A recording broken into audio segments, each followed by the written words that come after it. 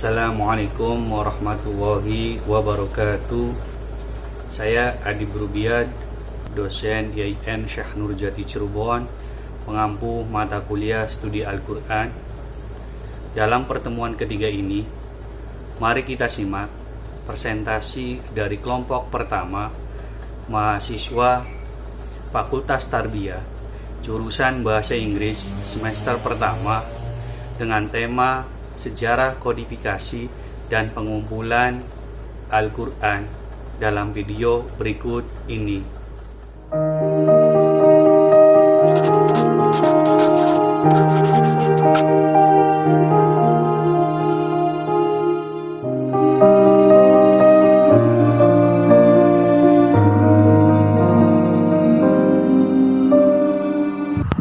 Assalamualaikum warahmatullahi wabarakatuh.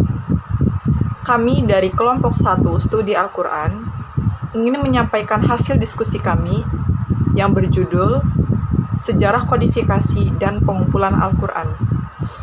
Sebelumnya, perkenankanlah saya dan rekan-rekan saya untuk memperkenalkan diri. Nama saya Nur Istifa Yatunisa. Assalamualaikum warahmatullahi wabarakatuh. Saya Nazilatur Rahmah. Assalamualaikum warahmatullahi wabarakatuh. Perkenalkan, nama saya Aliatul Lima. Saya Muhammad Sari Zaid. Kemudian kita lanjutkan ke materi. Assalamualaikum warahmatullahi wabarakatuh. Saya Nazilatur Rahmah akan menjelaskan tentang sejarah kodifikasi Al-Quran dan pengumpulan Al-Quran. Al-Quran diturunkan kepada Nabi Muhammad secara berangsur-angsur. Setiap Al-Quran turun, Rasulullah mengajarkan ayat-ayat tersebut dan para sahabatnya langsung menghafalnya di luar kepala. Selanjutnya, para sahabat yang hafal Al-Quran tersebut disuruh oleh Rasulullah untuk mengajarkannya kepada yang lain. Pada masa itu, Rasulullah dan para sahabat menuliskan ayat-ayat yang turun pada daun-daun, pelepah-pelepah kurma, kepingan batu, kulit-kulit binatang, tulang belulang, dan lain sebagainya. Sahabat yang bisa menulis Al-Quran dan yang paling banyak menuliskannya adalah Zaid bin Thabit. Al-Suyuti juga mengungkapkan suatu riwayat dari Zaid bahwasannya kami biasa penyusun Al-Quran dari catatan kecil dengan disaksikan oleh Rasulullah. Nah, dengan demikian jelaslah bahwa pengumpulan Al-Quran sudah dilakukan sejak zaman Rasulullah. Kemudian juga setelah wahyu turun secara sempurna, tidak lama kemudian Rasulullah wafat, yaitu pada tahun diturunkannya ayat Al-Quran yang terakhir, sehingga tidak cukup waktu untuk mengumpulkan tulisan dan menyusun Al-Quran dalam satu mushaf. Selanjutnya, kodifikasi Al-Quran pada masa Khalifah Abu Bakar As-Siddiq. Setelah Rasulullah wafat, Abu Bakar diangkat menjadi khalifah. Ketika beliau menjadi khalifah, di antara muslimin yang lemah imannya banyak yang murtad dan banyak yang menolak untuk mengeluarkan zakat karena pengaruh dari Musailama al-Kadzab, yaitu orang yang mengaku dirinya sebagai nabi, di mana ia berhasil mempengaruhi Bani Hanifah dari penduduk Yamamah. Nah, setelah Abu Bakar mengetahui tindakan tersebut, beliau menyiapkan pasukannya yang dipimpin oleh Khalid bin Walid, dan perang tersebut dikenal dengan Perang Yamamah. Dalam peperangan itu banyak sekali hafid Al-Quran yang gugur, sekitar 70 penghafal Al-Quran. Setelah umat Islam yang berjuang dengan gigih, maka pertolongan Allah datang. Barulah tentara Musailama al-Kadzab hancur dan lari. Umat Islam mengejar mereka dan mereka terkepung dalam kebun kurma dan akhirnya Musailama dan kawan-kawannya dapat dibunuh. Melihat banyak sahabat yang penghafal Al-Quran yang gugur, timbullah hasrat Umar bin Khattab untuk meminta kepada Abu Bakar agar dikumpulkan. Beliau khawatir Al-Quran akan berangsur-angsur hilang kalau hanya dihafal saja, karena para penghafalnya kian berkurang. Akhirnya setelah Umar menjelaskan latar belakangnya dan Abu Bakar merenung dan berpikir, maka dikirimlah surat kepada Zaid bin Thabit, seorang penulis wahyu. Kemudian Zaid menghadap Abu Bakar dan Umar untuk mendengarkan apa yang dikehendaki mereka. Kemudian Zaid pun menyetujui keinginan Abu Bakar dan Umar. Maka dalam menjalankan tugasnya, Zaid memeriksa Al-Quran dan mengumpulkan kepingan-kepingannya dan mendatangi orang-orang yang menghafalnya. Itulah usaha yang dilakukan Zaid. Nah, Zaid sendiri melaksanakan tugasnya dibantu oleh beberapa sahabat yang lain, diantaranya Ubay bin Khalaf, Ali bin Abi Thalib, Utsman bin Affan. Mereka adalah penghafal Al-Quran yang berulang kali mengadakan pertemuan, dan mereka mengumpulkan tulisan-tulisan yang mereka tuliskan di masa Nabi. Maka dalam usaha ini terkumpullah di dalam suatu suhuf dari lembaran-lembaran kertas. Nah, kodifikasi Al-Quran di zaman Abu Bakar ini ditujukan untuk mengumpulkan Al-Quran agar tidak hilang. Kodifikasi pada masa Umar bin Khattab radhiyallahu anhu. Setelah Abu Bakar wafat, suhuf-suhuf itu dipegang oleh Umar radhiyallahu anhu. Menurut suatu riwayat, Umar menyuruh menyalin Al-Quran dari suhuf-suhuf itu pada suatu sahifah atau lembaran. Sesudah Umar wafat, suhuf atau sahifah itu disimpan oleh anak beliau, yaitu Hafsah. Nyatalah dari berbagai riwayat bahwa Zaid ibnu Thabit menyempurnakan pentadwidan suhuf di masa Abu Bakar sendiri, dan nyata pula dari berbagai riwayat bahwa yang menyimpan suhuf itu ialah khalifah. Mula-mula Abu Bakar, sesudah itu Umar, dan sesudahnya Hafsah. Adapun sebabnya disimpan oleh Hafsah tidak oleh Utsman sebagai khalifah, karena Hafsah itu istri Rasul dan anak khalifah. Hafsah itu seseorang yang pandai menulis dan pandai membaca. Abu Bakar dan Umar tidak menyuruh menyalin banyak, karena suhuf-suhuf yang ditulis itu dimaksudkan menjadi orisinilnya saja, bukan untuk dipergunakan oleh orang-orang yang hendak menghafalnya. Para sahabat yang telah belajar Al-Quran pada masa Nabi masih hidup, dan para pelajar Al-Quran yang mengajar secara hafalan pun masih banyak.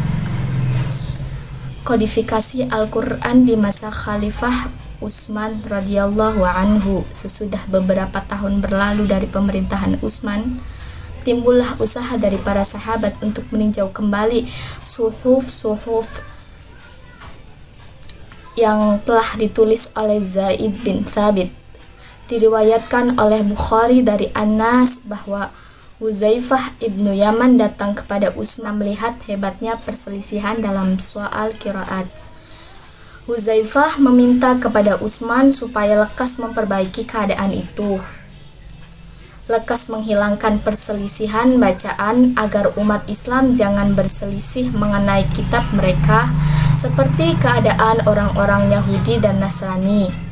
Sebagaimana diriwayatkan dari Abi Kilabah bahwasanya ia berkata pada pemerintahan Utsman, guru atau pengajar menyampaikan kepada anak didiknya, guru yang lain juga menyampaikan kepada anak didiknya, dan kedua kelompok murid tersebut sampai kepada guru atau pengajarnya sehingga satu sama lain saling mengufurkan.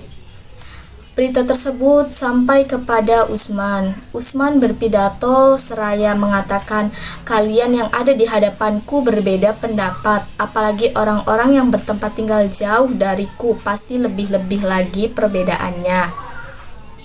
Sebagaimana Abu Bakar memperkenankan kehendak Umar, Utsman pun memperkenankan kehendak Huzaifah.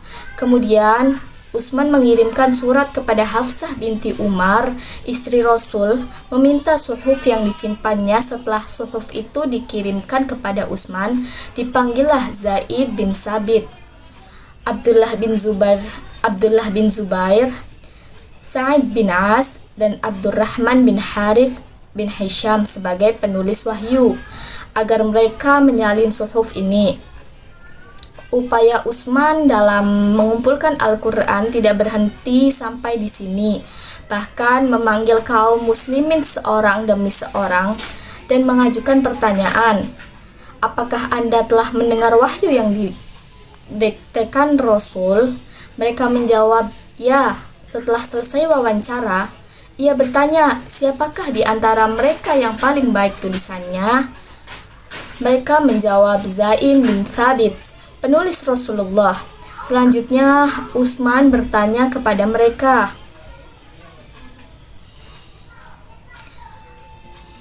"Siapa di antara mereka yang paling menguasai bahasa Arab?" Mereka menjawab, "Sa'id bin Al-As. Dialeknya paling banyak persamaannya dengan Rasulullah." Kemudian Utsman berkata, "Sebaiknya Zaid yang mendiktekan dan Zaid yang menulisnya." Di samping itu, Utsman juga mengadakan penelitian terhadap suhuf yang telah sempurna. Pengumpulannya pada zaman Abu Bakar dan Umar. Suhuf yang disimpan Hafsah itulah yang mewarnai mushaf pertama yang dijadikan sebagai pegangan. Oleh karena itulah, tidak terdapat perselisihan antara Zaid dengan Sa'id sedikit pun. Keduanya menemukan apa yang terkumpul. Sejak masa Abu Bakar dan Umar,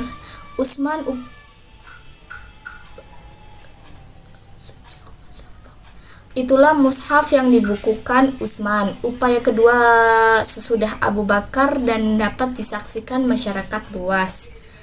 Dengan demikian, khalifah dapat mengatasi benih-benih perpecahan di kalangan umat dalam masalah bacaan Al-Quran. Para sahabat lain menerima seruan Utsman ini untuk mengikuti mushaf standar dan membakar mushaf selainnya. Dengan demikian, umat Islam sepakat terhadap mushaf Utsman. Setelah badan ini selesai melaksanakan tugasnya, suhuf-suhuf itu pun dikembalikan lagi kepada Hafsah. Badan ini menyalin beberapa mushaf, kemudian dikirimkan ke Makkah sebuah, ke Kufah sebuah, ke Basrah sebuah, ke Yaman sebuah, dan sebuah lagi ke Syam. Sedang salinan yang asli tinggal pada Utsman sendiri. Kemudian Utsman memerintahkan supaya disita segala suhuf dalam masyarakat, kecuali suhuf yang ditulis oleh sahabat besar seperti mushaf Ali bin Abi Thalib, Abdullah bin Mas'ud, dan Ubay bin Ka'ab. Dari mushaf Utsman itulah kaum muslimin di seluruh pelosok dunia menyalin Al-Quran. Abu Bakar dan Umar pada waktu itu tidak menyuruh untuk menyalin suhuf itu sebagai suhuf yang asli, bukan untuk dipergunakan oleh orang-orang yang mau menghafalkannya. Karena para sahabat yang telah belajar Al-Quran dari Nabi masih banyak yang hidup, bahkan yang hafal seluruh Al-Quran pun banyak, badan yang dibentuk oleh Utsman untuk menyalin mushaf itu menjalankan tugasnya hingga selesai tahun 25 Hijriah sampai dengan 30 Hijriah.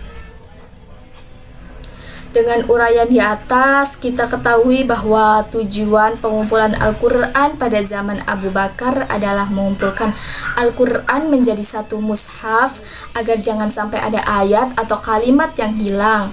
Sedangkan tujuan pembukuan Al-Quran pada masa Utsman adalah menyatukan kaum muslimin pada satu macam mushaf yang seragam tulisan dan ejaannya, penyeragaman sistem bacaan, dan tertib susunan surat-suratnya. Al-Quran sesudah kekhalifahan Utsman dan permulaan Al-Quran dicetak. Dari nas-nas yang dikirimkan Utsman itu, umat Islam menyalin Al-Quran untuk mereka masing-masing dengan hati-hati, hemat, dan cermat. Abdul Aziz bin Marwan, gubernur Mesir, setelah menulis mushafnya, menyuruh orang untuk memeriksa seraya berkata, "Barang siapa yang dapat menunjukkan kesalahan dalam salinan ini, diberikan kepadanya seekor kuda dan 30 dinar. Di antara yang memeriksa ada seorang qori yang dapat menunjukkan kesalahan, yaitu perkataan najah, padahal sebenarnya najah." Penyalinan terhadap mushaf-mushaf Utsman dilakukan dengan sangat pesat. Suatu riwayat menyebutkan bahwa pada peperangan antara Ali dan Muawiyah, jumlah mushaf yang diangkat di atas tombak ada 300 buah. Meskipun pada waktu itu penyalinan masih dilakukan dengan tulisan tangan. Ini menunjukkan betapa pesat perkembangan jumlah mushaf pada masa itu. Sahih Al-Quran mulai pertama kali dicetak di Venesia, Bundukia. Tetapi cetakan Al-Quran pertama itu dibakar atas perintah penguasa gereja. Kemudian Hinkelmann pada tahun 1694 melakukan percetakan Al-Quran di Hamburg, Jerman. dan Marosi di Padone pada tahun 1689. Muncul cetakan pertama secara Islam dilakukan oleh Maulaya Usman di Saint Petersburg pada tahun 1873, juga di Kozani. Di Iran terjadi 2 kali percetakan Al-Quran, yaitu pada tahun 1828 di Teheran dan 1833 di Tibris. Bruegel mencetak Al-Quran di Leipzig pada tahun 1834 dan percetakan Al-Quran pun berkembang ke seluruh dunia hingga ke Indonesia, yaitu yang biasa kita baca tiap hari. Penjelasan dari pemateri kami, kemudian saya akan memberikan kesimpulan, yaitu kodifikasi Al-Quran dibagi menjadi 2 fase, yaitu kodifikasi di masa Rasulullah SAW dan fase di masa Khalifah. Di masa Rasulullah, setiap ayat Al-Quran turun langsung dihafalkan oleh Nabi dan diajarkan pula kepada para sahabat yang langsung dihafalkan oleh mereka di luar kepala. Selanjutnya, para sahabat yang hafal Al-Quran disuruh mengajarkannya lagi, menyampaikannya lagi kepada orang lain. Pada masa Rasul, para sahabat pun menuliskan ayat yang turun pada alat-alat tulis yang mereka miliki seperti pelepah kurma, batu-batu tipis, kulit binatang, dedaunan, kemudian disimpan di rumah Rasul. Dengan demikian, jelaslah bahwa kodifikasi Al-Quran telah dilakukan secara sempurna pada masa Rasul. Hanya saja pada masa Rasul pengumpulan Al-Quran dalam bentuk mushaf secara tersusun dan surat-suratnya belum dilakukan karena pada saat itu turunnya Al-Quran masih berlangsung, yang kadang-kadang dari surat tertentu tersela oleh turunnya ayat-ayat dari surat lain sebelum atau sesudah surat tersebut. Kemudian disusul oleh wahyu yang terdiri dari ayat-ayat yang merupakan bagian dari surat pertama hingga akhirnya sempurna. Wahyu diturunkan dan Rasulullah SAW meninggal. Pada masa sahabat, Al-Quran sudah tertulis tetapi belum terkumpul dalam satu mushaf. Ayat-ayat itu masih berserakan. Pada masa kekhalifahan Abu Bakar radhiyallahu an, Umar bin Khattab menyarankan agar Al-Quran ditulis dan dikumpulkan dalam satu mushaf. Kendati pun pada awalnya Abu Bakar menolak dengan alasan Rasul pun tidak melakukannya, tetapi karena keperluan itu dirasakan sangat perlu dan mendesak, apalagi setelah terjadinya peperangan melawan orang-orang murtad yang menewaskan banyak penghafal Al-Quran, maka Abu Bakar memerintahkan Ali bin Abi Thalib, Zaid bin Sabit, Umayyah bin Ka'ab, dan Utsman bin Affan untuk menulis dan membukanya. Setelah disusun, mushaf itu disimpan oleh Abu Bakar dan dipegang oleh Umar bin Khattab. Dan kemudian setelah Umar wafat, disimpan oleh Hafsah binti Umar. Setelah itu, Utsman pun menjadi khalifah dan meminta mushaf itu kepada Hafsah untuk diperbanyak karena pada saat itu banyak perbedaan bacaan. Oleh karena itu, untuk menghilangkan perselisihan tersebut, Khalifah Utsman menggandakan mushaf Al-Quran menjadi 5 buah. Kemudian beliau mengirimkannya ke berbagai daerah sebagai rujukan dan dasar pemerintahan di daerah-daerah kedaulatan Islam. Sejak saat itu, mushaf Al-Quran itu menjadi rujukan bagi penulisan mushaf selanjutnya dan tersebar ke seluruh dunia Islam. Sehingga sampai sekarang Al-Quran yang tersebar di seluruh dunia Islam tidak terdapat perbedaan di dalamnya. Sekian penjelasan dari kelompok kami. Kurang lebihnya mohon maaf. Wabillahi taufiq wal hidayah. Wassalamualaikum warahmatullahi wabarakatuh.